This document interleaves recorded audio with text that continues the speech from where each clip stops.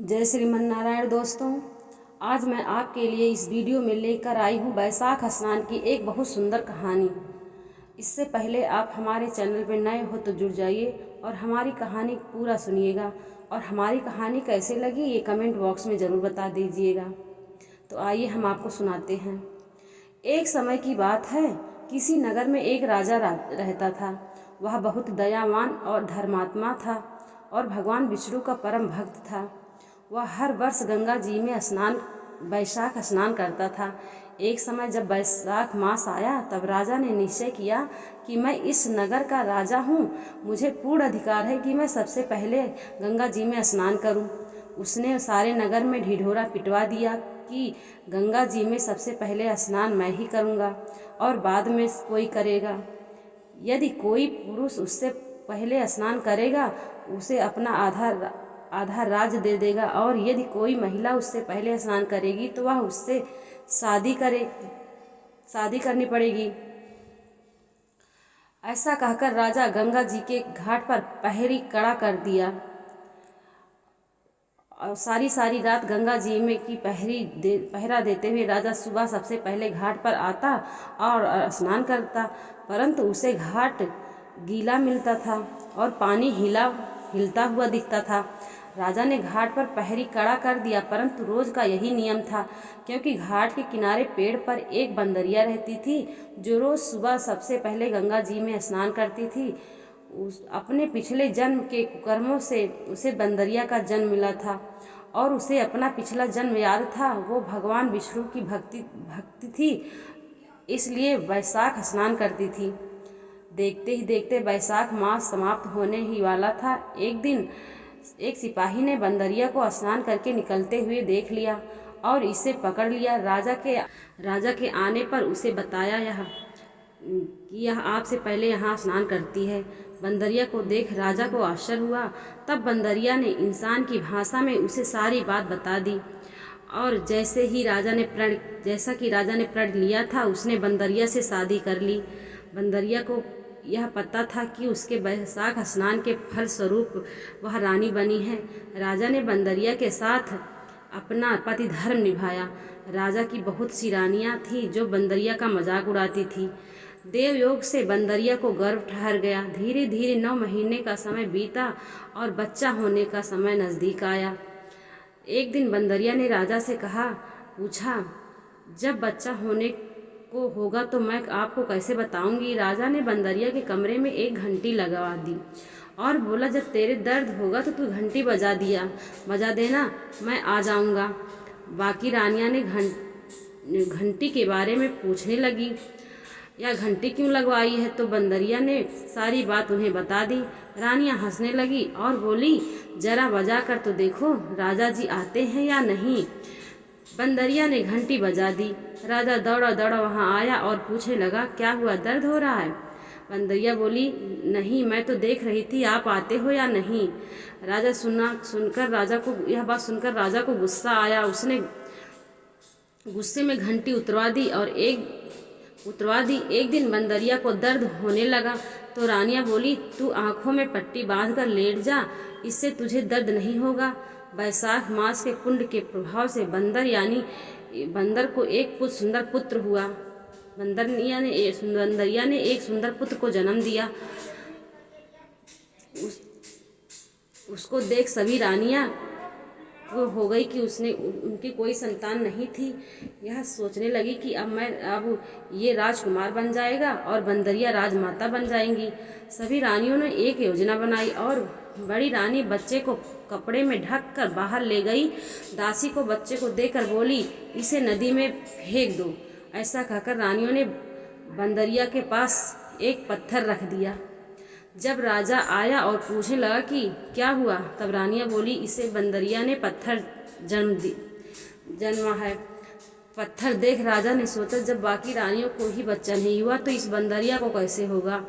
उधर उस दासी ने बच्चे को नदी में बहाने लगी तो उसने ऐसा नहीं किया गया। दासी ने देखा कि नदी के किनारे एक कुम्हार मिट्टी का बर्तन बना रहा था।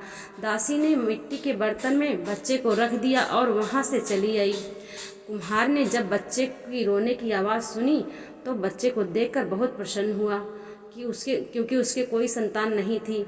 अब कुम्हार और कुम्हारिन उसे बच्चे को प्यार से पालने लगे। वह जानते थे कि यह बच्चा किसी उच्च परिवार का है, क्योंकि वह एक रेशमी कपड़े में लिपटा हुआ था। देखते ही देखते वह लड़का बड़ा होने लगा। एक दिन वह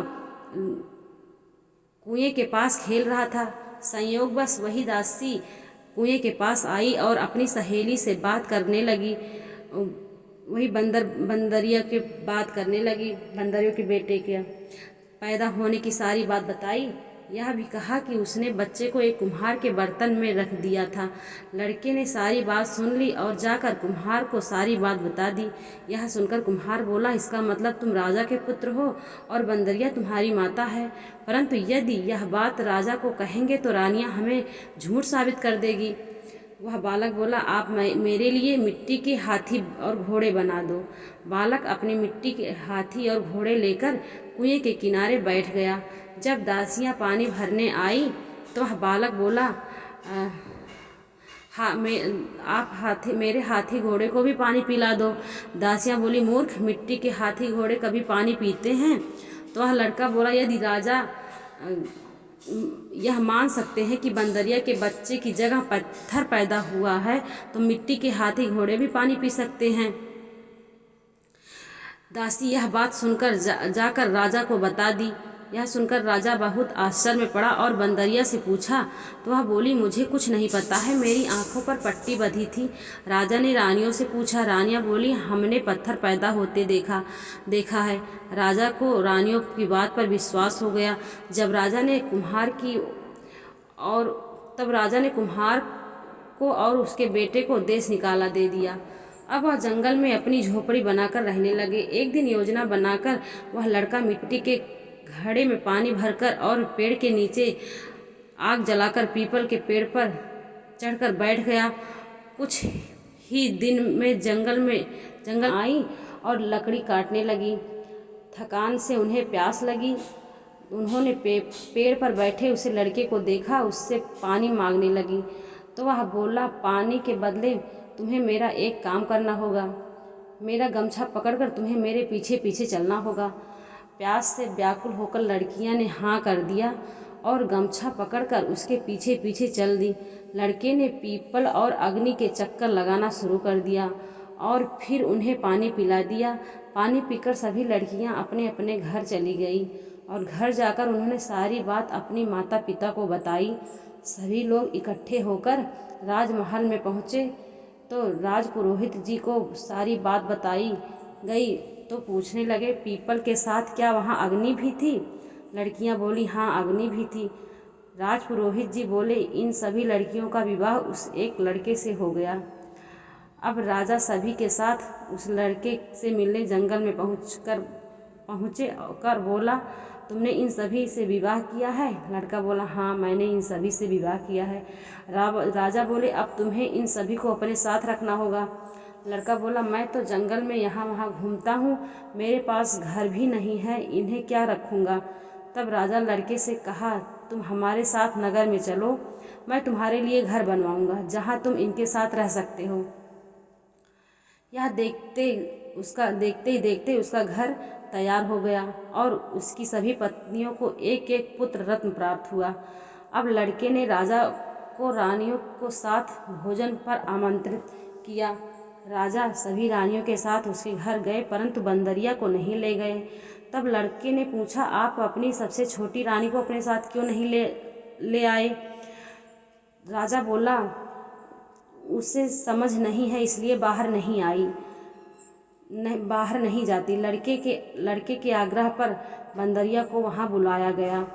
बंदरिया के आते ही लड़के ने उसके पैर छुए और उसे पूजा में बिठाया। अपनी सभी पत्नियों से कहा कि रानी माँ का आदर करते हुए एक एक कर बच्चों को इनकी गोद में डाल दो, इनसे आशीर्वाद लो। यह सब देख बाकी रानियों चिढ़ गई और राजा से बोली, हमें बुलाकर यह हमारा अपमान कर रहा है, हम यहाँ नहीं रुकेंगे। ऐसा कहकर सभी रानियाँ वहाँ से जाने लगती हैं। तभी लड़का बोला, यह मुझे जन्म देने वाली मेरी माँ है। राजा बोला, ये तुम क्या कह रहे हो? तब लड़के ने रानियों की योजना की सारी बात बता दी और उसे दासी से गवाही दिलवाई। यह सुनकर राजा को बहुत क्रोध आया। उसने अपनी सभी रानियों का त्याग कर दिया। बंदरिया रानी पुत्रवधू और पोतों के साथ महल में सुखपूर्वक राज करने लगी। भगवान विष्णु जैसे कृपा आपने उस बंदरिया पर करी, वैसे इस कहानी को कहते सुनते और हुंकार भरने वालों पर सभी पे करना। जय श्रीमन नारायण, जय विष्णु भगवान।